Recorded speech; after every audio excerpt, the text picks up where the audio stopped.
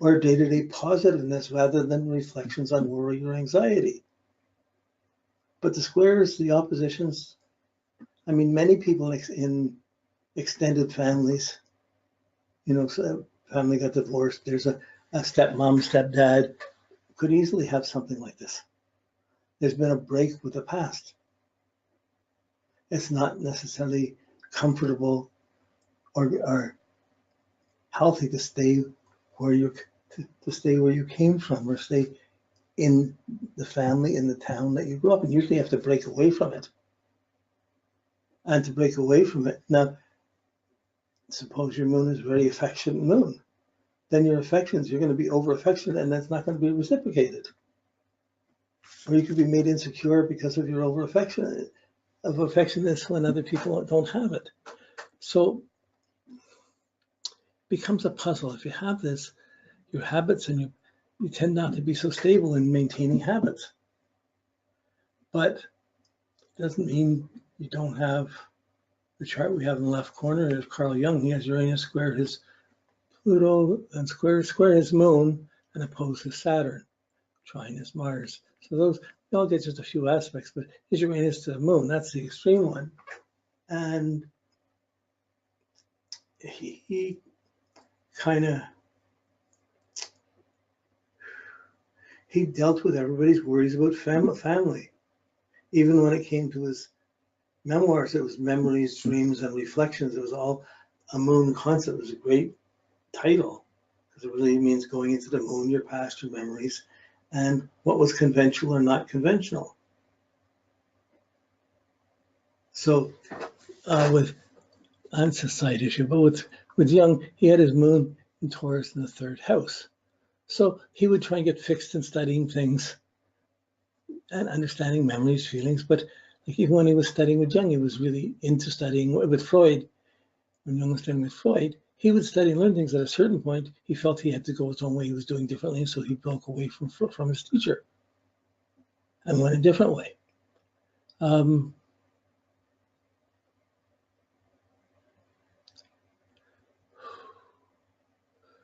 Okay, I don't want to get caught just in individual charts. Just the Uranus to Moon, you're expecting some anxiousness, some nervousness, some restlessness. The person's not going to be, they're not going to be bored or serious or depressed like Saturn. They're not going to be overindulgent like Jupiter. They're not going to be angry like Mars. They're not going to be really arrogant and confident from the Sun. They're not necessarily going to be cerebral around it, but in a certain way, Mercury to the moon can cause a nervousness of thinking too much, thinking about the past, memory things. So that's there. But here, it's an anxiety, worry about the unstable factors. So when you're trying to go into your feelings, go into your best, you don't feel secure. If you marry someone, they get close to you. When someone gets close to you, as soon as you're getting hugged, instantly, you're not going to feel secure. Or you might feel, oh, this is way too secure. I need to have this. And you're going in with an anxiety. So people with Uranus square their moon, the outer planets to the inner planets, these are the extreme aspects. They seem faded, seem extreme, but when people have it, they start from there. That's normal. And they learn to navigate stressing other factors in their chart. Like Carl Jung stressed his counseling side, his Sun in the 7th house, more than his teaching side, although he went to be a teacher first. He went to university and wanted to teach and built his career up through that. Eventually, it became more the counseling.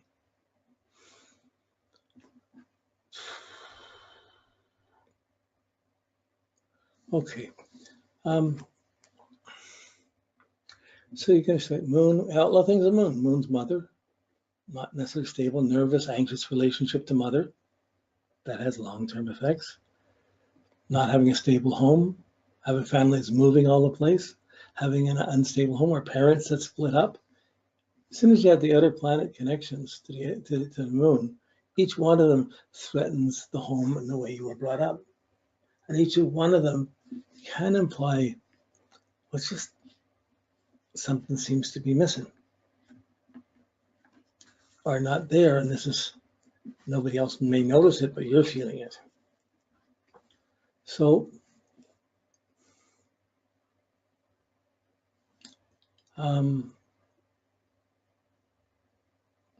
yeah, someone else could have a proneness to having an ulcer. Worrying and having an ulcer prone Uranus to the moon could bring ulcers from too much worry. It could be someone else. If it was an immutable sign, you can meet people who move 20 times or 30 times in their lifetime. So you're looking at home, mother, your sense of security, your daily habits, your patterns. So if Uranus squares when you're a little too excitable, you may have grown up not being encouraged to have habits, or every time you got a habit, you may not have stuck to it or stayed at it. So it's an aspect that when you have it, you can't reinforce or make the nervousness more, and you may not be able to counter it, but it's useful to get some habits and some things anyways that add some matter of security. But there's an insecurity complex within this.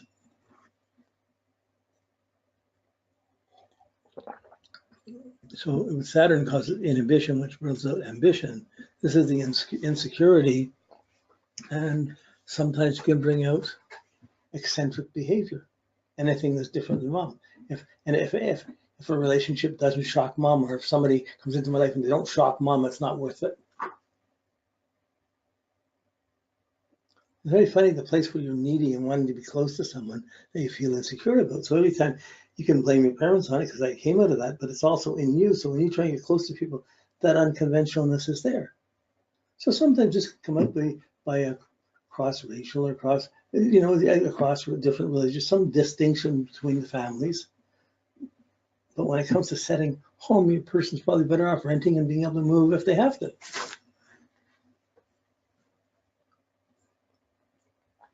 If they have the fixed home, they're going to have more worry about losing it. If they have the mutable home and they can move when they have to, well, they still might worry about it, but they'll move when they have to, and they're not as anchored into the same thing. Either way, it can work. You can have this aspect, and you can still live your life and not let it predominate. It's just going to show it. It's just going to be there at certain times. It's there in your process of reasoning.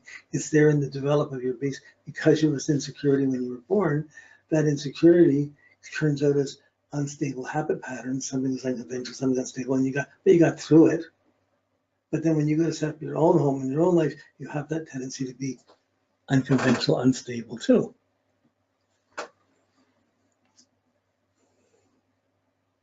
Okay. Again, this is, if you haven't, it's something just normal. It's always kind of been there. We're magnifying it by talking about it like this. But when we get to timings, you'll see certain times in your life when this does become critically so, when it surfaces and it becomes extreme. So you can have something that's not extreme every day.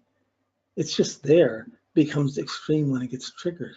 Someone tries to get close to you, someone gets close too fast, someone wants you to move. So all of a sudden, it hits this anxiety level, this worry level.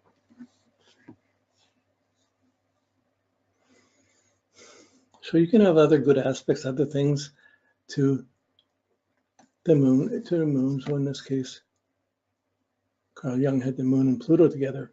So Pluto to moon allowed for harshness. It wasn't comfortable. The Uranus caused an excitement, but it's still the one was disruptive and one was controlling. So he learned to understand people's anxieties and fears. I can understand and talk to people and relate to people when they had it. So when you have a problem, you can help other people have the problem when you learn to manage it. But when you have this, what's going to solve this is not going to be traditionally just doing what the traditional formula. There's some exceptional circumstances and you have to do something on your own or come to that eventually. If it doesn't happen outside, it'll happen inwardly. Okay. When you come to Mercury, well, the moon is your memories and your reflections, and they're not stable. So think of an older person, that nervous may make them want to forget old things. It may weaken the memory. When it gets up to Mercury, it's not the memory, it's the rationale and the making sense out of the things that have happened to you. So your communication, your thinking, your coordination ends up being heightened, anxious. So it's exciting, it makes excitable thinking. But excitable thinking isn't necessarily stable thinking. It's excitable.